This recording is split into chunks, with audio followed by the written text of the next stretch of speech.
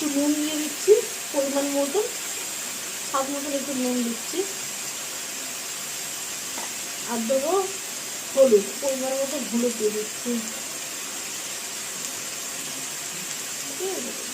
দিয়ে একটু কষাবো। কাঁচা লঙ্কা আগেই দিয়ে দিয়েছি।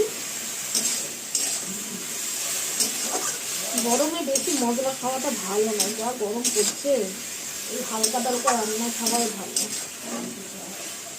শাক সবজি খেলে শরীর মন দুটোই সুস্থ থাকে। হ্যাঁ, সুস্থ থাকে। আর এটা লাউ শাকের এই যে ডাঁটা, এটা কে লাউ শাক খেতে ভালোবাসো, এই কে লাউ শাক খেতে ভালোবাসো কমেন্টে জানাও। আর একটু দয়া করে আমার ভিডিওটা দেখো, একটু আমার ভিডিওটা তোমরা প্লিজ দেখো, সাপোর্ট করো।